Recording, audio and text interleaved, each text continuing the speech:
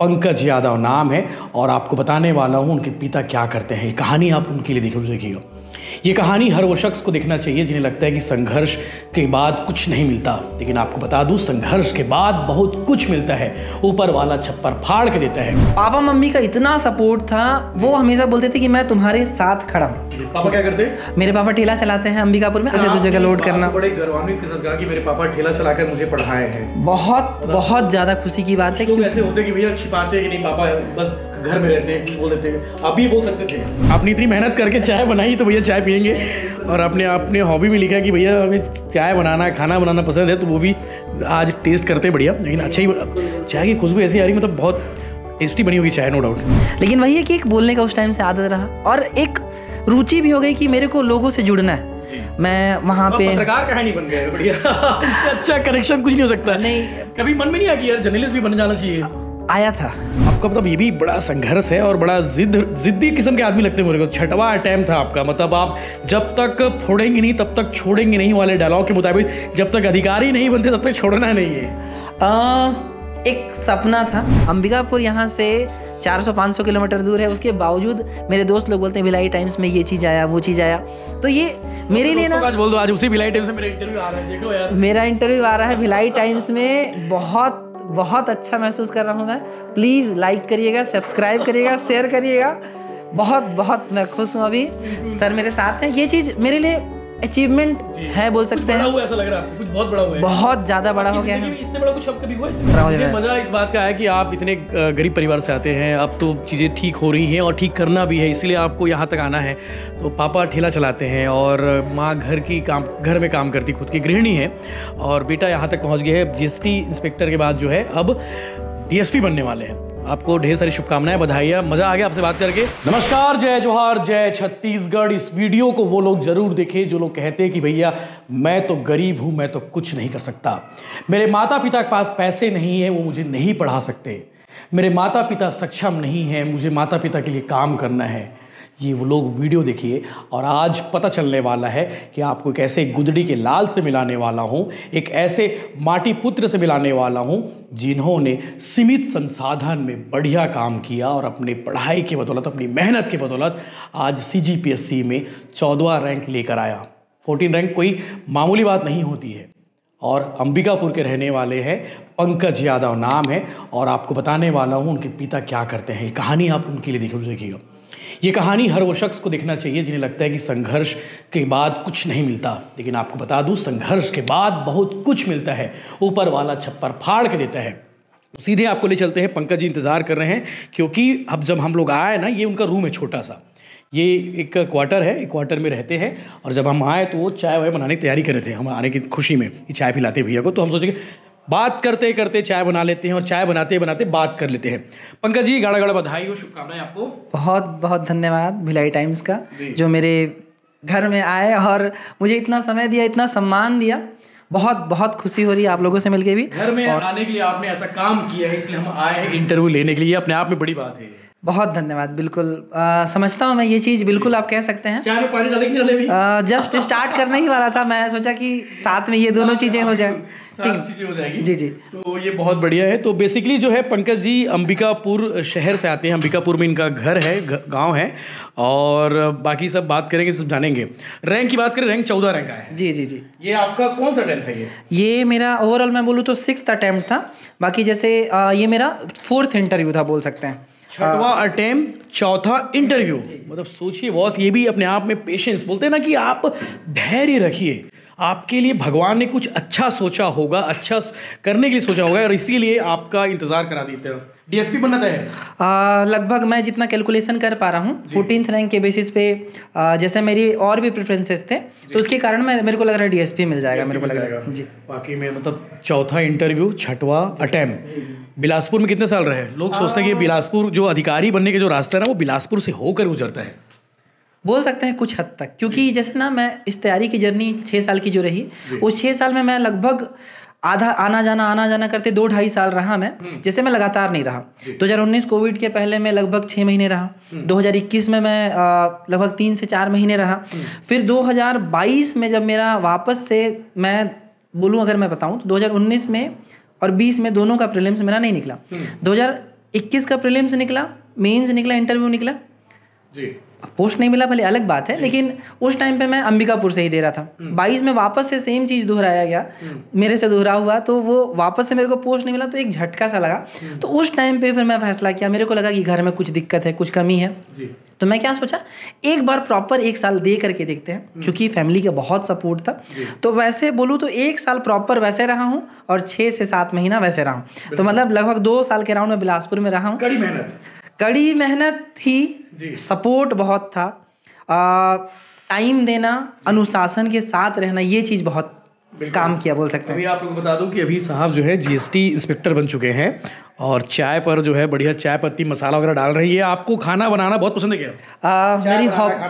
मेरी हॉबी रही है। मतलब मैं आपने बताया था क्या? जी जी बिल्कुल, CGPSC में हर साल मैं मेंशन करता हूँ कि खाना बनाना मेरा एक हॉबी है। मैं स्ट्रेस रिलीज करता हूँ। जैसे खाने में आप किस टाइप से नमक डाल रहे हो, किस टाइप से बाइंडिंग एजेंट डाल रहे हो, तो आप कैसे सबको एक साथ बैलेंस करे हो ताकि ज़्यादा नमक मत पड़े, ज़्यादा शक्कर मत पड़े, ये सब चीज़ें बैलेंस करना सिखाता है हम लोग को कुकिंग।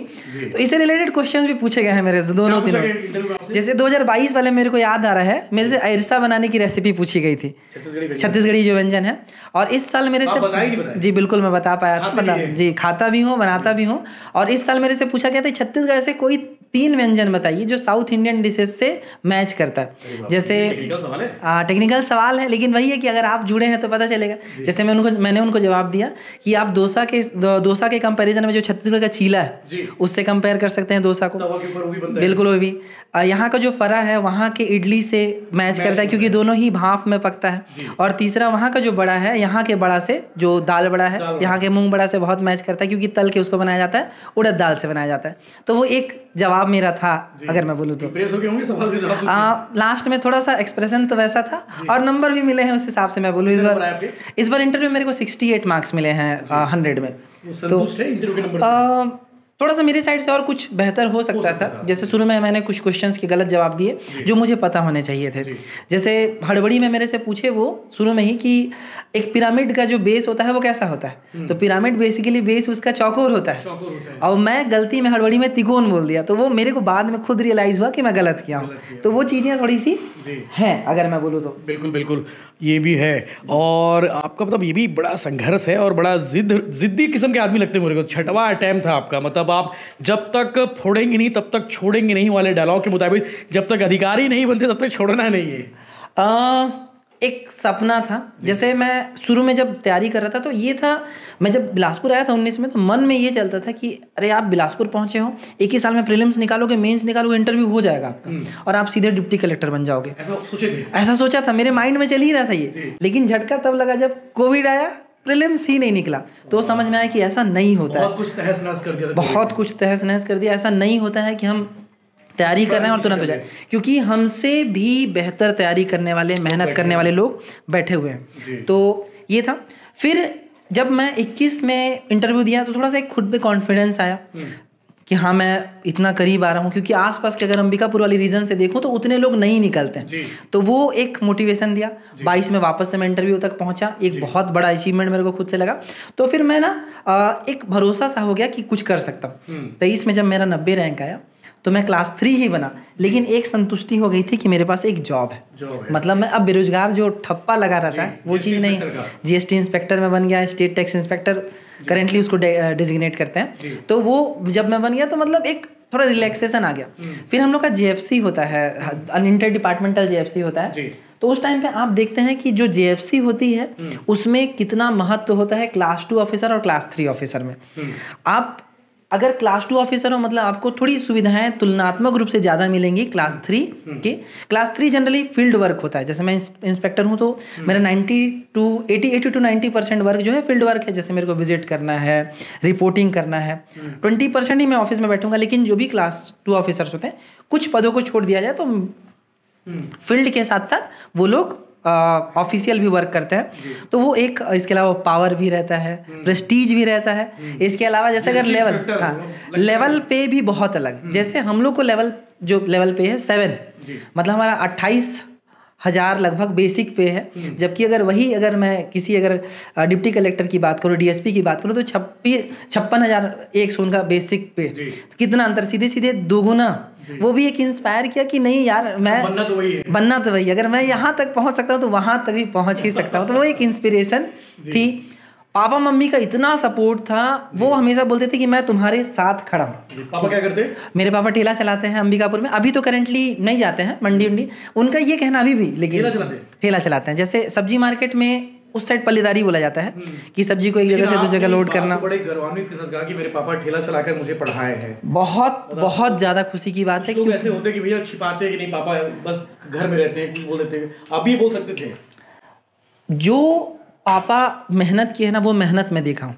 जब वो आप बताते हैं, मम्मी और पापा स्टोरी बताते हैं अपना कि जब हम लोग अंबिकापुर आए थे, जैसे मेरा गांव अंबिकापुर से 45 किलोमीटर की दूरी पे है, तो बताते हैं कि जब अंबिकापुर आए थे तो केवल 1-2 बर्तन लेकर के आए थे। शुरू में पानी भरने का काम करते थे, आटा मिल में काम किए हैं वो, फिर आरा मिल में काम किया। तो ये सब चीज़ें देख करके लगता है कि वो जब कर सकते हैं, खुलेआम कर सकते हैं। इसके अलावा मेरी 2 दीदियाँ हैं बड़ी मेरे से, उनका शादी किए हैं, छोटा भाई का शादी किए हैं, मतलब उनकी भी शादी हो गई है।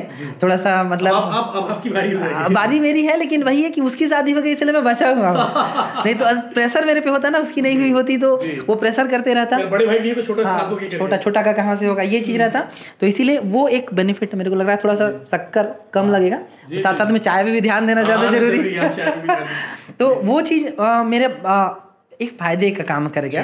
तो आपने बहुत मेहनत की है। और पापा बहुत पढ़ाई सरकारी में? मैं 5th तक प्राइवेट में पढ़ा हूँ, फिर 6th से मल्टीपर्पज़ अंबिकापुर को बहुत फेमस है स्कूल है, वहाँ से टॉपर्स भी आए हैं 10th में 12th में। तो उन वो सरकारी स्कूल है, ब्रांड है। लेकिन जैसे वहाँ CG CBSE दोनों चलता था। मैं CBSE चाहता था, लेकिन मैं CG से ही पढ़ा हूँ, लेकिन फिर भी मतलब भरोसा है खुद पे कि मैं कुछ कर सकता हूँ। तो ये था। फिर मैं ग्रेजुएशन किया Sai college, one of the best college Ambikapur का। वहाँ की मैं जैसे अगर स्कूल की बात करूँ तो मेरा हर साल का फीस 93 रुपये था। 6वीं 7वीं 8वीं में 93 रुपये लगता था। तो वो पढ़ा हूँ फिर। लेकिन जैसे ही 9वीं 8वीं 9वीं के बाद जाते हैं तो 1,000 रुपये लगभग साल भर का लगता है। सरकारी स्कूल है, उतना ही लगेगा। फिर वहाँ से ये था माइंड में कि मेरे को लग रहा है ना चाय थोड़ा बन गया है मेरे को, क्योंकि आप रेडी बंद कर दीजिए। बिल्कुल चाय ध्यान हमारा वही रहेगा। मेरा ध्यान तो वही है कि भैया चाय खोल मत जाए। नहीं बिल्कुल चाय बिल्कुल कड़वाने लगेगा, निश्चिंत रहे इसके लिए। तो जैसे मेरे को ये समझ में आया उस टाइम पे कि अब 1,000 रुपये से मैं सीधे किसी सरकारी कॉलेज में जाऊँगा तो 2-3 हज़ार रुपये 4 हज़ार रुपये लगेंगे। लेकिन कंप्यूटर साइंस मेरा ग्रेजुएशन में सब्जेक्ट रहा, साई कॉलेज में मैं एडमिशन लेने के लिए सोचा। पापा ही मेरे को सजेस्ट किए कि वहाँ लेना है। तो वहाँ की फीस 17,500 रुपये थी साल भर के लिए। अगर आप 1,000 दे रहे हो, 17,500 दे रहे हो, बहुत अंतर होता है। तो ये एक महसूस होने लगा था कि यार कैसे करूँगा। पापा ने मैनेज किया। पापा बोले कि बिल्कुल तू जा, मैं सब देख लूँगा। तो वहाँ मैं 1 साल पूरा कैसे मैनेज किए होंगे वही जानते हैं। प्रॉपर 1 साल में पापा के कहे साइकिल से मैं गया। मतलब मेरे घर से कॉलेज की दूरी 6.5 किलोमीटर। मेरा घर बौरीपारा में है और जो कॉलेज है वो डिगमा में 6.5-7 किलोमीटर की दूरी है। डेली आना जाना। शुरू के 1 साल में लगभग अकेले गया। फिर धीरे धीरे दोस्त बने। अगले साल मेरे दोस्त लोग भी आए, उन लोग स्कूटी लिए, उनके साथ कॉन्ट्री करके जाने लगा। सेकेंड ईयर पेट्रोल में डला देता हूँ। चाय निकालते भी, चाय निकालते, चाय पीते। हाँ, आपने इतनी मेहनत करके चाय बनाई तो भैया चाय पियेंगे। और आपने हॉबी में लिखा है कि भैया हमें चाय बनाना, खाना बनाना पसंद है, तो वो भी आज टेस्ट करते बढ़िया। लेकिन अच्छा ही चाय की खुशबू ऐसी आ रही, मतलब बहुत टेस्टी बनी होगी चाय, नो डाउट। थोड़ा बहुत कमी बेसी होगा तो भी उसके लिए जी देख लीजिएगा। इनके रूम पार्टनर भी हैं, उनका भी सिलेक्शन हो गया है। उनका नाम है मयंक सिंह मंडावी। अभी इंटरव्यू लिया उनका भी, मयंक सिंह मंडावी जी। वो भी अंबिकापुर क्षेत्र से आते हैं और दोनों एक ही रूम में रहते हैं और खुद ही खाना बनाओ, खुद ही सब्जी बनाओ, खुद ही चाय बनाओ, सब कुछ। और आप भी अपनी चाय लेके आओ। योगेश भाई, आप भी अपनी चाय लेके आ जाइए, क्योंकि यहाँ पे इंटरव्यू लेने के लिए योगेश भाई भी आए हुए हैं। IN24 वाले हमारे सहयोगी, हमारे साथी। हाँ, अपने पार्टनर के लिए ले आओ भैया, उनके भी चाय। तो ये इनका रूम है, छोटे से कमरे में। यहाँ दोनों GST जो है इंस्पेक्टर साहब लोग रहते हैं और यहाँ रहते रहते इन्होंने पढ़ाई की और एक डिप्टी कलेक्टर बनने वाले हैं और दूसरे DSP बनने वाले हैं। तो चाय हमारी बन गई है और अब पीना शुरू करेंगे। बैठो भैया, आराम से बैठो। कहाँ बैठेंगे? नहीं बिल्कुल यहीं बैठते हैं। यहीं बैठे? यही अच्छा एरिया ही है मेरे मानने के लिए, पूरा मेरा ही। ये पूरा मास्टर सब कुछ यही है, ये पूरा मास्टर रेंज बोल सकते हैं। जी जी जी, यहीं बैठ के पढ़ना, यहीं सोना, बढ़िया सोना जी। बहुत सारी पार्टियां यहीं हुई हैं, जैसे दोस्त यार आते हैं तो एक बैचलर की रूम का रहता है। और बर्थडे किसी का हुआ तो अगर किसी का बर्थडे रहा तो 8 लाख 10 लोग का खाना बन रहा है, एक साथ खा रहे हैं सब, ये चीजें एक रूम में कॉमन है। जो लड़के हैं ना वो समझते हैं कि एक रूम में जब कोई बैचलर रहता है, पढ़ाई कर रहा हो या फिर नौकरी कर रहा हो, तो वो रूम कैसे होता है, बस वही वैसा ही है रूम। बिल्कुल। तो पापा के पास थे अपन? जी पापा के पास था, तो उस टाइम पे पापा सपोर्ट किए, बोले कि मैं देख लूंगा। फिर धीरे धीरे मैनेज होने लगी चीजें। नहीं बिल्कुल, चाय पास करना भैया, बैठ के कोई दिक्कत। तो जैसे क्या था ना कि पापा सपोर्ट किए उस टाइम पे, फिर मैनेज होते चला गया। First year second year final में 3 साल पढ़ा। थोड़ा सा बोलने में अच्छा था, तो मैं जैसे उस दौरान स्वीप जो कार्यक्रम होता है, आप जानते होंगे, मतदाता जागरूकता अभियान चलता है, उसका ब्रांड एम्बेसडर भी रहा हूँ। उस टाइम पे सरगुजा संभाग में आप जानते होंगे अंबिकापुर स्वच्छता के लिए एक ब्रांड है, तो वो उस टाइम पे हम लोग उसके लिए काम किए। ओडीएम, हाँ अंबिकापुर मॉडल। उसमें ऐसा था कि आप जाएंगे, मैं एक मैम है, कलेक्टर मैम रही है रितु सेन मैम, उनका मैं नाम मेंशन जरूर करना चाहूँगा। वो इतना काम किए हैं, जो SLRM सेंटर है, सॉलिड लिक्विड रिसोर्स मैनेजमेंट जो सेंटर है, उसमें सेग्रीगेशन करके जो वहाँ की महिलाएं हैं, हाँ जो सेल्फ हेल्प ग्रुप की महिलाएं हैं, वो रोजगार के साथ साथ पैसे भी अर्न कर रही हैं, वो चीज़। हाँ, तो उस टाइम पे हम लोग क्या था, ODF के लिए काम करते थे कि हम लोग जाके लोगों को समझाइश देते थे, आप खुले में शौच मत करिए। स्वच्छ भारत मिशन भी चल रहा था, 2017 के आसपास का बात है, मेरा ग्रेजुएशन उसी टाइम रहा है। फिर डिजिटल इंडिया की बात चल रही थी, कैशलेस इकोनॉमी की बात चल रही थी, तो हम लोग पेटीएम लगवाने के लिए जाते थे कि पेटीएम से आप पेड कीजिए, ये सब चीज़ों को काम किया हूँ मैं। फिर जैसे मैं NSS का स्टूडेंट रहा हूँ, तो मेरे को साफ़ सफाई करने में भी बहुत रुचि रही है, स्वयंसेवक रहा हूँ तो उसमें भी रुचि रही है। तो मैं थोड़ा सा हमेशा से ही बोलने में मतलब मेरे को अच्छा लगता है कि मैं लोगों से जुड़ूँ, ये मेरा आदत रहा था। तो वो एक दौर था। फिर मैं वहाँ से PG कॉलेज आया मास्टर्स करने अपना। ग्रेजुएशन मेरा कंप्यूटर साइंस से हुआ है, मास्टर्स मैंने MSc मैथ से किया है। मैं मेंशन करना चाहूँगा, मैम है एक मेरी, संगीता पांडे मैम नाम है उनका। तो वो हमेशा इनकरेज करते रही। ऐसे ही स्कूल में सर थे मेरे, सिंगर सर थे, शिवानी मैम थी, वो हमेशा इनकरेज करे हैं कि ये करो, ऐसे करो, वैसे करो, यहाँ जाओगे तो फ़ायदा होगा। उन्हीं की बदौलत मैं मास्टर्स जब कर रहा था, तो उस दौरान मेरे को नेशनल यूथ पार्लियामेंट में मेरा जिला स्तर पर चयन हुआ और हम लोग नेशनल लेवल तक गए थे। प्रथम बार जो हुआ था आयोजन दिल्ली में 2019 में, उस टाइम भारत मंडपम उस टाइम नहीं बना था, विज्ञान भवन चलता था। तो उस दौरान वहाँ पे उनका कार्यक्रम हुआ था। मेरे को अभी भी याद है, विनर का नाम श्वेता उमरे, महाराष्ट्र से थी वो। तो देश में पहली थी। हम लोग का रैंक नहीं, हम लोग स्टेट की ओर से अपने रिप्रेजेंट कर रहे थे। लेकिन वही है कि एक बोलने का उस टाइम से आदत रहा और एक रुचि भी हो गई कि मेरे को लोगों से जुड़ना है। मैं वहाँ पे पत्रकार कहानी बन गए, बढ़िया। अच्छा कनेक्शन कुछ नहीं हो सकता। नहीं, कभी मन में नहीं आया कि यार जर्नलिस्ट भी बन जाना चाहिए? आया था एक दोस्त था एशियन, उसी टाइम पे ही एक दोस्त बना था, मैं अमनदीप नाम है उनका, एशियन न्यूज़ में थे वो, अभी करंटली जसपुर साइड में है। तो उस टाइम पे उनको देख करके लगता था कि पत्रकार भी बना जा सकता है क्या। मेरी रुचि तो बदलती रही है। मैं कुछ टाइम के लिए एग्रीकल्चर की फील्ड में जाना चाहता था, बीच में मेरे को टीचिंग का फील्ड बहुत अच्छा लगता था, ट्यूशन पढ़ाता था उस टाइम पे। मैं जैसे मास्टर्स में था तो ग्रेजुएशन वालों को पढ़ाता था घर में, प्राइवेट ट्यूशन टाइप से, तो वो भी एक रुचि रही है। असिस्टेंट प्रोफेसर साइड भी एक थोड़ा सा एक रुचि था। लेकिन अल्टीमेटली जब इधर में आया ना, तो ये सारे फील्ड को ओवरलैप कर दिया। इतना ज़्यादा इसमें मतलब एक आदमी जूझना पड़ता है, लेकिन एक जुड़ाव है। अगर आप एक बार अगर जुड़ गए ना, तो वहाँ से बाहर निकलना थोड़ा सा कठिन है। क्योंकि लेकिन ये है कि जरूरी नहीं कि आप एक बार घुस गए तो आप अधिकारी बन जाओगे, अच्छा इंसान जरूर बन जाओगे। ये चीज़ है मतलब आप लोगों से सीखोगे। जैसे अभी हम लोग GST इंस्पेक्टर के बतौर काम करते हैं, तो व्यापारियों से जुड़ रहे हैं, उनकी क्या समस्याएं हैं, कहाँ पे उनको व्यापार करने में दिक्कत हो रहा है, डायरेक्ट पब्लिक कनेक्टिविटी है।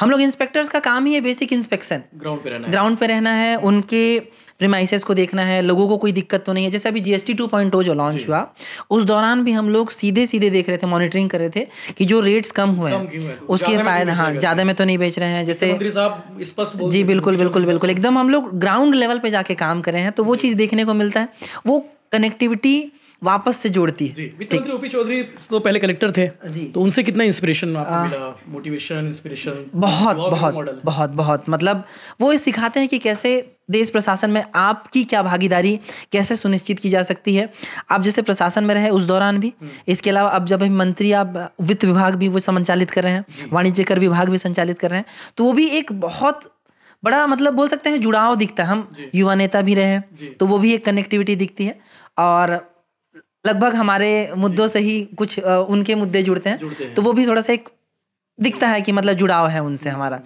तो बाकी विजनरी मैन के रूप में बोलते हैं लोग उनको, बहुत विजन क्लियर रहता है उनकी बातों में, और उनके जो विजन में क्लियरिटी देश तक दिखाई देती है। कुछ बातें कुछ लोगों को बुरी जरूर लगती है, लेकिन उनके पीछे लॉजिक रहता है और विजन रहता है। हाँ, बोल सकते हैं सबका अपना अपना पर्सपेक्टिव, आप किसी को थोप नहीं सकते। हालांकि जिसको जो अच्छा लगे वो बोलने के लिए स्वतंत्र है, बाकी जो चीज़ अच्छी है उनको तो बोलना चाहिए। बिल्कुल। बाकी अगर हम बात करें इंटरव्यू में, कितने मिनट चला आपका इंटरव्यू? लगभग 35 मिनट। मैं 12 तारीख को मेरी 10 तारीख को स्टार्ट हुआ था, 12 तारीख को मेरा इंटरव्यू था। फर्स्ट हाफ में ही था, 6वें नंबर पे सी बोर्ड था, जो कि प्रवीण वर्मा सर का बोर्ड था। लगभग 30 से 35 मिनट का चला होगा इंटरव्यू, और मेरे को 68 मार्क्स मिले हैं। तो वर्सेटाइल टाइप से क्वेश्चन। सवाल क्या रहा होगा? जैसे ही आप इंटर किए, कुर्सी में बैठे होगे, तो टाई वही लगा गए थे कि सिंपल गए? मैं टाई ब्लेजर वगैरह लगा के गया था, पिछले साल ही मैं बनवाया था उसको, सिलवाया था मेरे दोस्त से ही, तो उसी को ही वापस से पहन के आया था। टाई इस बार चेंज किया था मैंने, टाई मेरी आसमानी कलर की थी, तो वो पहला ही, जैसे मैं इस बार थोड़ा सा पैटर्न चेंज किया गया है पीएससी के इंटरव्यू में, कि आपकी आइडेंटिटी रिवील नहीं होगी। मतलब उनको नहीं पता रहेगा कि आपका नाम क्या है, आप कहाँ से हो। आपको केवल एक 5 से 6 सीट दी जाएंगी कि आप इसको ऐसे बांटो। इसके अलावा आपका एक कोड नंबर होगा, जैसे मेरा कोड नंबर सी बोर्ड है, 6 नंबर पे मैं गया हूँ तो C6 है, तो ऐसे कोड पे था। इसके अलावा जैसे हम सीधे उनको बांटे, उसके बाद उनको हमको बैठने के लिए बोले। पहला ही उनका सवाल था कि पिरामिड का एरिया कैसे निकालेंगे।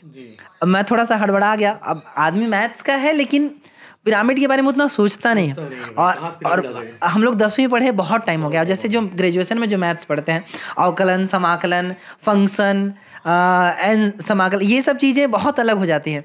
जैसे 10वीं तक हम लोग एग्जाम्पल के साथ साथ एक्सरसाइज सॉल्व कर रहे हैं, 12वीं तक एक्सरसाइज बस सॉल्व कर रहे हैं, ग्रेजुएशन में केवल एग्जाम्पल सॉल्व करते हैं, और मास्टर्स में केवल लेमा थ्योरम से सॉल्व करते हैं। तो हमारी जो बुद्धि श्रिंक हो जाती है, इसके लिए थोड़ा सा मैं हड़बड़ा गया। सवाल जो आपको लगा कि यार ये भी कैसे पूछा जा सकता है, यहाँ CGPSC में कौन पूछता सवाल, ऐसा कुछ आया था कुछ? बोल सकते हैं अचरज रहा हो। बहुत वर्सेटाइल टाइप से थे, क्योंकि वो सर मिक्स टाइप से थे, तो बस बोल नहीं सकते वैसा। पंकज जी, अगर पढ़ाई की बात करें, अगर स्टडी मटेरियल की बात करें, तो आपने कहाँ से इकट्ठा किया स्टडी मटेरियल? कोई किताब पढ़ी होगी, कोई बुक कोई स्पेसिफिक हो तो? जी, बेसिकली जो इंडियन जीएस के जितने पोर्शन है वो स्टैंडर्ड बुक आपको पढ़ने चाहिए। जैसे NCERT सार है, महेश बंडवाल की किताब है, दृष्टि पब्लिकेशन की जो किताबें हैं बहुत अच्छी किताबें हैं। इसके अलावा जैसे आपको अगर पॉलिटी है तो पॉलिटी के लिए आपको लक्ष्मीकांत पढ़ने की ज़रूरत है। एक्चुअल में प्रीलिम्स में उसका वेटेज रहता है, तो पॉलिटी मैं लक्ष्मीकांत फॉलो किया था। बाकी मोस्टली चीज़ें मैं NCERT सार और दृष्टि पब्लिकेशन का ही फॉलो किया हूँ। और अगर छत्तीसगढ़ में जैसे ना जो सिलेबस है डिजाइंड सिलेबस है, जैसे दर्शन है तो केवल इंडियन थिंकर्स, वेस्टर्न थिंकर्स अलग अलग नहीं, एक साथ हैं। तो उसके लिए ना आप लोकल पब्लिकेशन, जैसे दिल्ली IAS का किताब है, गीतेश समरोहित जी का छत्तीसगढ़ है, संस्कृत जी छत्तीसगढ़ के बारे में देख रहा हूँ कि हर कोई उनका जिक्र कर रहे हैं। जी छत्तीसगढ़ की उनकी किताब है। इसके अलावा जैसे मैं बोलूँ पटेल ट्यूटोरियल्स की किताब है, हरिराम सर की किताब है, वो भी मतलब बहुत अच्छे लेवल पे लेकर के चलते हैं। तो वो सब एक कंपाइल करके एक छोटा सा बेसिक, अगर आप सको तो नोट्स बना सकते हो। सब पेपर के नोट्स नहीं बोलूँगा, जैसे लैंग्वेज का, हिंदी का जो परिभाषा स्तर पे जितने भी हैं। इसके अलावा जैसे पेपर 4 है, साइंस का जो हिस्सा है, साइंस का नोट्स बनाना चाहिए। मैथ्स में जो वैदिक मैथ है या स्टैटिस्टिक्स, सांख्यिकी का जो हिस्सा है उसका बनाना चाहिए। इसके अलावा जैसे पेपर 6 में दर्शन, सोशियोलॉजी का तो बनाना ही चाहिए, और पेपर जो 7 है उसका पार्ट 2 और पार्ट 3 बनाना ही चाहिए। जो इंटरनेशनल ऑर्गेनाइजेशंस हैं, ह्यूमन रिसोर्स डेवलपमेंट वाले टॉपिक्स हैं, वो बहुत ज़रूरी हो जाते हैं। करंट अफेयर्स में मैं कोई भी मंथली मैगजीन जो आती हैं, दिल्ली IAS की मैगजीन आती है। अखबार पढ़ने का थोड़ा सा टाइम हो नहीं पाता है, रेगुलर मेरे को पढ़ने का थोड़ा सा आदत नहीं, ख़राब आदत है ये मैं जान रहा हूँ, लेकिन होना चाहिए, लेकिन वो नहीं हो पाता है। तो आप जो मंथली या एनुअल मैगजीन, जैसे अर्जुना पब्लिकेशन का है, या फिर मैं दिल्ली IAS की ही बात करूँ, उड़ान की है, ई पाठशाला का जो क्या PDF आता है, वो सब पढ़ सकते हो। इकोनॉमिक सर्वे के लिए मैं बोलूँगा कि प्रॉपर आप जो भी उसका मटेरियल रहता है, जो आपका पीडीएफ आता है गवर्नमेंट का, आपको उसको देखना चाहिए। कुछ कुछ चीज़ें नहीं समझ में आ रही हैं वो जो शॉर्ट वाली बुक्स है उसमें कर लो, लेकिन जो मेजर चीज़ें हैं उसमें डाटा उसको देखना चाहिए, ये मैं बोलूँगा। एक बार सरसरी निगाह से तो देखो, गवर्नमेंट की जो पब्लिकेशंस होती हैं, जनमन है, उससे डायरेक्ट कभी कभी क्वेश्चन पूछता है, तो वो चीज़ों को थोड़ा सा एकदम रेगुलरली देखते रहना चाहिए। और यूट्यूब के जरिए भी पढ़ाई कर लेते हैं, तो आपका इसमें कितना योगदान है? मेरे को ये लगता है ना, वीडियोस देखने से थोड़ा समय ज़्यादा जाता है, आपको प्रोडक्टिविटी कम मिलती है। करंट के लिए आप कर सकते हो, लेकिन आप हिस्ट्री रिवीजन के लिए कर सकते हो, लेकिन मोस्टली मैं सजेस्ट करूंगा कि आपको बुक्स फॉलो करनी चाहिए, किताबों को पढ़ना चाहिए, आंखों से और मन से। हर समय आप जैसे आप सुन रहे हो और आप खुद पढ़ रहे हो में अंतर होता है ना, तो मैं बोलूँगा कि बुक्स बहुत ज़्यादा हेल्पफुल होती हैं किसी भी सब्जेक्ट में। विनय कुमार पाठक की किताब जो है हिंदी छत्तीसगढ़ी के लिए बहुत सफिशिएंट है। उसके जो भी साहित्यकार हैं, हम लोग उसको नहीं पढ़ते हैं, जो कि उसी के अंदर से पूछता है। आप कभी भी टैली करोगे तो विनय कुमार पाठक से बहुत सारी चीज़ों को कवर किया जाता है। ये मेजर किताबें जो मुझे समझ में आ रही है फिलहाल में। जब आप इंटरव्यू दे के निकले तो आपके मन में ख्याल था कि भाई मेरा सिलेक्शन हो जाएगा तो यशवंत साहू मेरे घर आएंगे इंटरव्यू लेने के लिए, ये सोचा था कभी आपने? मैं बिल्कुल भी नहीं सोचा था। इसके लिए मैं भिलाई टाइम्स का तहे दिल से शुक्रिया अदा करता हूँ। मैं आपको हमेशा फॉलो करता रहा हूँ। आपकी जितनी भी रिपोर्टिंग है किसी भी संदर्भ में, जैसे कोई भी रिपोर्टिंग आप इतनी बेहतरीन ग्राउंड रिपोर्ट ज़्यादा करते हैं, इतने बेहतरीन तरीके से और इतने जमीनी तौर पे करते हैं ना कि एक आम आदमी जुड़ जाएगा। व्यूज़ भी बहुत ज़्यादा रहते हैं, लोग जानते हैं, पूरे छत्तीसगढ़ में चर्चा चलती है। अंबिकापुर यहाँ से 400-500 किलोमीटर दूर है, उसके बावजूद मेरे दोस्त लोग बोलते हैं भिलाई टाइम्स में ये चीज़ आया, वो चीज़ आया। तो ये मेरे लिए ना, आज बोल दो, आज उसी भिलाई टाइम्स में मेरा इंटरव्यू आ रहा है, देखो यार मेरा इंटरव्यू आ रहा है भिलाई टाइम्स में। बहुत अच्छा महसूस कर रहा हूँ मैं। प्लीज़ लाइक करिएगा, सब्सक्राइब करिएगा, शेयर करिएगा। बहुत मैं खुश हूँ। अभी सर मेरे साथ हैं। ये चीज़ मेरे लिए अचीवमेंट है, बोल सकते हैं। ऐसा लग रहा है आपको कुछ बहुत बड़ा हुआ है? बहुत ज्यादा बड़ा हो गया है। इससे बड़ा कुछ अब कभी हुआ इससे पहले? पिछला बार जो जॉब लगा था, वो जॉब लगना बहुत बड़ी बात थी, पहली बार जॉब लगा था। लेकिन अभी जो हो गया ना, उससे भी बड़ा हो गया। ये चीज़ें, माँ बाप खुश हैं, घर वाले खुश हैं, मेरे दोस्त खुश हैं। मैं अभी अपना मोबाइल अगर दिखाऊँ ना, 100 से ज़्यादा मैसेजेस व्हाट्सएप में है। आराम से करिएगा। 200 से 20, 30, 40 ऐसे मेरे में इंस्टाग्राम में है, फॉलो रिक्वेस्ट है। मैं सबके रिप्लाई करूंगा, ये भी मैं बोल रहा हूँ यहाँ पे मंच पे। मायूस नहीं होना, नाराज मैं नहीं होना। सबके रिप्लाई करूंगा, अच्छे तौर पे रिप्लाई करूंगा, प्रॉपर वे में। थोड़ा टाइम दो। अभी 2-3 दिन थोड़ा रस रहेगा बहुत ज्यादा।